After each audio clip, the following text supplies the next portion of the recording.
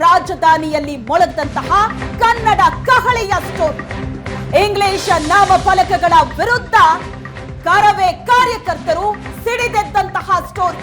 ಬೆಂಗಳೂರಿನ ಮೂಲೆ ಮೂಲೆಯಲ್ಲೂ ಕೂಡ ಕರವೇ ಕಾರ್ಯಕರ್ತರು ಆರ್ಭಟಿಸುತ್ತಿದ್ದಾರೆ. ಇಂಗ್ಲಿಷ್ ಬೋರ್ಡ್ಗಳು ಉಡಿಸಾಗಿದೆ, ನಾಮಫಲಕಗಳನ್ನ ಪೀಸ್ ಮಾಡಿದ್ದಾರೆ. ಇವತ್ತಿನ ದಿನ ಅಂದ್ರೆ ಡಿಸೆಂಬರ್ 27 ಡೆಡ್ಲೈನ್ ಅನ್ನ ಕೊಟ್ಟಿದ್ರು. ಇಲ್ಲಿ ತನಕ ಮನವಿಯನ್ನ ಮಾಡ್ಕೋತಾ ಇದ್ರು ಕರವೇ ಕಾರ್ಯಕರ್ತರು. ಬೆಂಗಳೂರಿನ ಪ್ರತಿ ಏರಿಯಾಗಳಲ್ಲೂ ಓಡಾಡಿದ್ರು.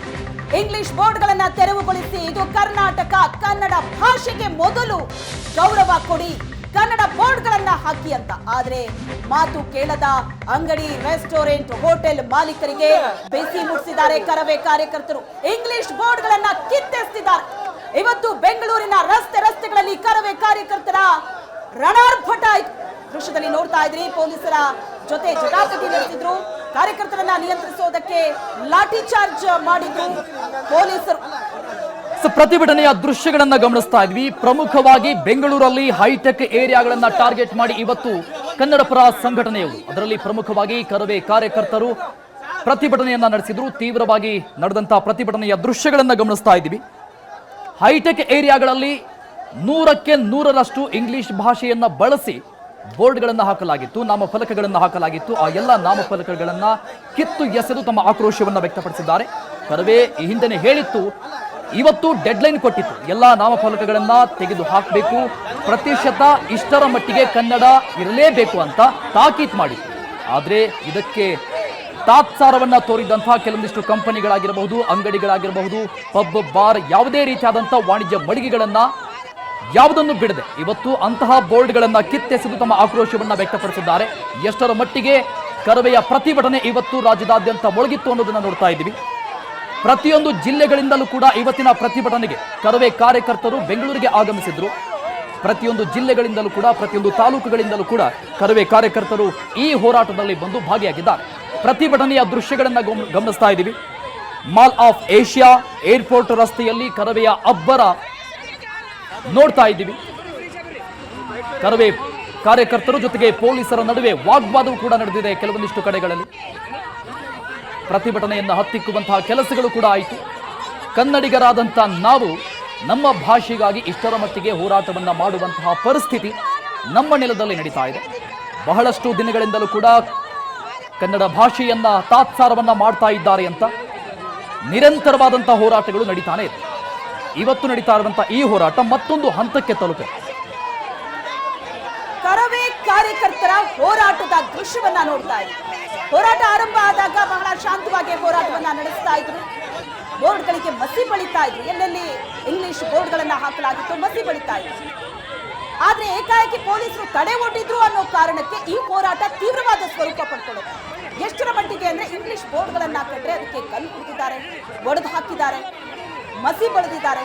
ಹೋರಾಟ ಪ್ರತಿಭಟನೆಯ ಕಾವು ತುಂಬಾ ಜೋರಾಗುತ್ತೆ.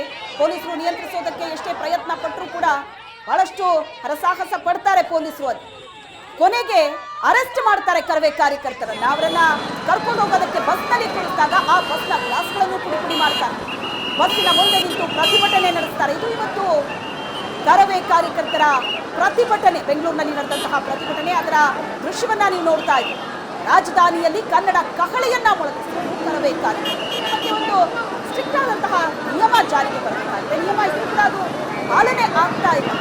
ನಾವು ನೋಡ್ತೀವಿ ಬೇರೆ ಬೇರೆ ರಾಜ್ಯಗಳಿಗೆ ಹೋದಾಗ ಆಯಾ ರಾಜ್ಯದ ಭಾಷೆಗಳ ಕಣ್ಣಿಗೆ ಬೀಳುತ್ತೆ. ಆದ್ರೆ ಬೆಂಗಳೂರು ಅಂತ ತಗೊಂಡ್ರೆ, ಕರ್ನಾಟಕ ಅಂತ ತಗೊಂಡ್ರೆ ಇಲ್ಲಿ ಇಂಗ್ಲಿಷೇ ಬಹಳ ಮೇಜರಾಗಿದೆ. ಎಲ್ಲಿ ನೋಡಿದ್ರು ಸಹ ಇಂಗ್ಲಿಷ್ ಬೋರ್ಡ್ಗಳಿದೆ, ಇಂಗ್ಲಿಷ್ ನಾಮಫಲಕಗಳಿದೆ. ಯಾಕೆ ಇದು ಕರ್ನಾಟಕ ಅಲ್ವಾ? ಕರ್ನಾಟಕದ ರಾಜಧಾನಿ ಬೆಂಗಳೂರಿನಲ್ಲಿ ಯಾಕೆ ತಾತ್ಸಾರ ಮಾಡ್ತಿದ್ದೀರಾ ಅನ್ನೋದು ಕರವೇ ಕಾರ್ಯಕರ್ತರ ಮಾತು. ಈಗ ಬಹಳಷ್ಟು ದಿನಗಳಿಂದ ಮನವಿ ಮಾಡ್ಕೋತಾ ಇದ್ರು, ಇಂಗ್ಲಿಷ್ ಬೋರ್ಡ್ಗಳನ್ನ ತೆಗಿರಿ, ಕನ್ನಡ ಬೋರ್ಡ್ಗಳನ್ನ ಹಾಕಿ ಅಂತ. ಆದ್ರೆ ನಮ್ಮ ಮಾತಿಗೆ ಯಾರು ಸೊಪ್ಪು ಹಾಕಿಲ್ಲ. ಹಾಗಾಗಿ ಇವತ್ತು ಹೋರಾಟಕ್ಕೆ ರಸ್ತೆಗಿಳಿದಿದ್ದೀವಿ. ಪರ್ಮಿಷನ್ ತಗೊಂಡಿದ್ವಿ, ಆದ್ರೆ ಕೊಟ್ಟ ಮಾತಿನಂತೆ ಇಲಾಖೆ ಕೂಡ ನಡ್ಕೊಂಡಿಲ್ಲ. ನಮ್ಮನ್ನ ಅರ್ಧದಲ್ಲೇ ತಡೆಯುವ ಪ್ರಯತ್ನ ಮಾಡಿದ್ರು ಅಂತ ಕರವೇ ಕಾರ್ಯಕರ್ತರು ಹೇಳ್ತಾ ಇದ್ದಾರೆ. ಹಾಗಾಗಿ ಒಂದು ರೀತಿ ಬೇರೆ ಸ್ವರೂಪವನ್ನ ಪಡ್ಕೊಳ್ಳುತ್ತೆ, ಉಗ್ರವಾದ ಸ್ವರೂಪವನ್ನ ಈ ಹೋರಾಟ ಪಡ್ಕೊಳ್ಳುತ್ತೆ. ಬೆಂಗಳೂರಿನ ಯಾವುದೋ ಒಂದು ಏರಿಯಾ ಅಥವಾ ಒಂದು ಸರ್ಕಲ್ ನಲ್ಲಿ ನಿಂತು ನಡೆಸಿದಂತಹ ಪ್ರತಿಭಟನೆ ಅಲ್ಲ ಇದು. ಬೇರೆ ಬೇರೆ ಕಡೆಗಳಲ್ಲಿ ಕರವೇ ಕಾರ್ಯಕರ್ತರು ಸ್ಪ್ರೆಡ್ ಆಗಿದ್ರು. ಅಲ್ಲಿ ಅವರು ಪ್ರತಿಭಟನೆಯನ್ನ ನಡೆಸಿದ್ರು. ಇಂಗ್ಲಿಷ್ ಬೋರ್ಡ್ಗಳಿಗೆ ಮಸಿ ಬಳಿಯುವಂತಹ ಕೆಲಸ ಕೂಡ ಆಯ್ತು ಅಲ್ಲಿ ಕರವೇ ಕಾರ್ಯಕರ್ತರಿಂದ. ಪೊಲೀಸರು ಅದನ್ನ ಕಂಟ್ರೋಲ್ ಮಾಡೋದಕ್ಕೆ ಪ್ರಯತ್ನ ಕೂಡ ಪಟ್ರು, ಅರೆಸ್ಟ್ ಮಾಡಿದ್ರು. ಅರೆಸ್ಟ್ ಮಾಡಿದ ನಂತರವೂ ಕೂಡ ಮೇಲ್ನೋಟಕ್ಕೆ ಪ್ರತಿಭಟನೆ ತಣ್ಣಗಾಯ್ತೇನೋ ಅಂತ ಅಂದ್ಕೊಳ್ಳುವಷ್ಟರಲ್ಲಿ ಮತ್ತೆ ಪ್ರತಿಭಟನೆ ಉಗ್ರವಾದ ಸ್ವರೂಪವನ್ನ ಪಡೆದಿದೆ. ಇವತ್ತು ಕರವೇ ಡೆಡ್ಲೈನ್ ಕೊಟ್ಟಿತ್ತು ಈ ಬೋರ್ಡ್ಗಳನ್ನ ಚೇಂಜ್ ಮಾಡಬೇಕು ಅಂತ. ಆದರೆ ಅದ್ಯಾವುದು ಆಗದೇ ಇದ್ದಾಗ ಈ ಒಂದು ಪ್ರತಿಭಟನೆ ಮತ್ತೊಂದು ಹಂತಕ್ಕೆ ಹೋಗಿದೆ. ಕೆಲವೊಂದಿಷ್ಟು ಕಡೆಗಳಲ್ಲಿ ಕಾರ್ಯಕರ್ತರು ಕಲ್ಲು ತೂರಾಟವನ್ನ ಮಾಡಿರುವಂತಹ ದೃಶ್ಯಗಳನ್ನ ಗಮನಿಸ್ತಾ ಇದ್ವಿ. ನಮ್ಮ ಸ್ಕ್ರೀನ್ನ ಬಲಭಾಗದ ದೃಶ್ಯದಲ್ಲಿ ನೋಡ್ತಾ ಇದ್ವಿ ಕಲ್ಲು ತೂರಾಟ ಯಾವ ರೀತಿಯಾಗಿ ಮಾಡಿ ತಮ್ಮ ಆಕ್ರೋಶವನ್ನ ವ್ಯಕ್ತಪಡಿಸಿದ್ದಾರೆ ಅಂತ. ಈ ಕೆಲವೊಂದಿಷ್ಟು ಕಾರ್ಯಕರ್ತರನ್ನ ಈ ಹಿನ್ನೆಲೆಯಲ್ಲಿ ಕಲ್ಲು ತೂರಾಟವನ್ನ ಎಲ್ಲಿ ಮಾಡ್ತಾ ಇದ್ರು ಅಲ್ಲಿ ಕಾರ್ಯಕರ್ತರನ್ನ ವಶಕ್ಕೆ ಪಡೆದಿರುವಂತಹ ಕೆಲಸ ಕೂಡ ಆಗಿದೆ.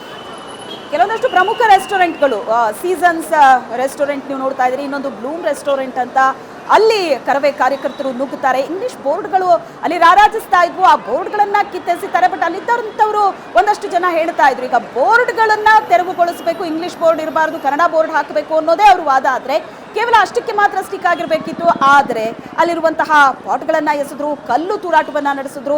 ಕೆಲವರು ಇದಕ್ಕೆ ವಿರೋಧವನ್ನ ವ್ಯಕ್ತಪಡಿಸಿದ್ರು. ಯಾಕಂದ್ರೆ ಕೆಲವೊಂದು ಅಂಗಡಿಗಳ ಮೇಲೆ ಈ ತರ ನಡೆಸಿದಾಗ ಅಲ್ಲಿ ಕೆಲಸ ಮಾಡ್ತಾ ಇದ್ದಂತಹ ಸಿಬ್ಬಂದಿ ಹೊರಗಡೆ ಬಂದು ಬಹಳಷ್ಟು ಭಯ ವ್ಯಕ್ತಪಡಿಸಿದ್ರು. ಈ ರೀತಿ ಏಕಾಏಕಿ ಕಲ್ಲು ತೂರಾಟ ನಡೆಸಿದ್ರೆ ಅಥವಾ ಈ ರೀತಿ ನುಗ್ಗಿ ಬಂದ್ರೆ ನಾವೇನು ಮಾಡೋದು ಅನ್ನೋದು ಅವರ ಪ್ರಶ್ನೆ ಆಗಿತ್ತು. ಒಟ್ಟಾರೆ ಸರ್ಕಾರ ಆಗಿರ್ಬೋದು ಅಥವಾ ಬಿಬಿಎಂಪಿ, ಮೊನ್ನೆ ಬಿಬಿಎಂಪಿ ಕಮಿಷನರ್ ಜೊತೆಯೂ ಕೂಡ ಮಾತುಕತೆ ನಡೆಸಿದ್ರು. ಒಂದು ಸ್ಟ್ರಿಕ್ಟ್ ಆದಂತಹ ರೂಲ್ಸ್ ಇದ್ರ ಬಗ್ಗೆ ಜಾರಿಗೆ ತರಬೇಕು, ಕನ್ನಡ ಬೋರ್ಡ್ಗಳನ್ನ ಅಟ್ಲೀಸ್ಟ್ ಕಡ್ಡಾಯ ಮಾಡೋ ನಿಟ್ಟಿನಲ್ಲೋ ಅಥವಾ ಏನಾದರೂ ಒಂದು ಪರ್ಯಾಯ ಕ್ರಮವನ್ನ ತೆಗೆದುಕೊಳ್ಬೇಕು. ಈ ರೀತಿ ಹೋರಾಟ ಮಾಡೋದು, ರಸ್ತೆಗಿಳಿದು ಅಥವಾ ಅಲ್ಲಿ ಕಲ್ಲು ತೂರಾಟ ಮಾಡೋದು, ಇದ್ರ ಬಗ್ಗೆ ಈಗ ಒಂದಷ್ಟು ವಿರೋಧ ಕೂಡ ವ್ಯಕ್ತವಾಗ್ತಾ ಇದೆ. ಆದರೂ ಕರವೇ ಕಾರ್ಯಕರ್ತರು ಇಲ್ಲಿ ಹೇಳ್ತಾ ಇರೋದು ಒಂದೇ, ನಾವು ಮನವಿ ಮಾಡಿದ್ವಿ, ನಮ್ಮ ಮನವಿಯನ್ನ ಯಾಕೆ ಸೀರಿಯಸ್ ಆಗಿ ತಗೊಂಡಿಲ್ಲ? ಕರ್ನಾಟಕದಲ್ಲಿದ್ದೀವಿ, ಕರ್ನಾಟಕದ ರಾಜಧಾನಿ ಇದು ಬೆಂಗಳೂರು. ಬೇರೆ ಬೇರೆ ಕಡೆಯಿಂದ ಬಂದಂತವರಿಗೆ ಇಲ್ಲಿ ಜೀವನ ಕಲ್ಪಿಸ್ಕೊಟ್ಟಿದೆ. ಇಲ್ಲಿನ ಭಾಷೆಯನ್ನ ಯಾಕೆ ನೀವು ಕಡೆಗಣಿಸ್ತಾ ಇದ್ದೀರಾ? ಇಲ್ಲಿನ ಭಾಷೆಗೆ ನೆಲ ಜಲ ಮೊದಲು ಗೌರವ ಕೊಡಿ ನೀವು. ಅದಕ್ಕೆ ನಾವೇ ರಸ್ತೆಗಿಳಿಬೇಕು ಅಂತ ಇಲ್ಲ. ಕನ್ನಡಕ್ಕೆ ಗೌರವ ಕೊಡಬೇಕು ಅಂದ್ರೆ ನಾವೇ ರಸ್ತೆಗಿಳಿಬೇಕು ಅಂತ ಇಲ್ಲ. ನೀವೇ ಕನ್ನಡಕ್ಕೆ ಗೌರವ ಕೊಡಿ, ಬೋರ್ಡ್ಗಳನ್ನ ಹಾಕಿ ಅಂತ ಕೇಳ್ತಿದ್ದಾರೆ.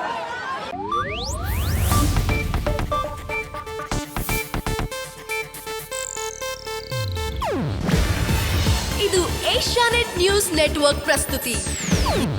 ನೀವು ನೋಡ್ತಿದ್ದೀರಾ ಏಷ್ಯಾನೆಟ್ ಸುವರ್ಣ ನ್ಯೂಸ್.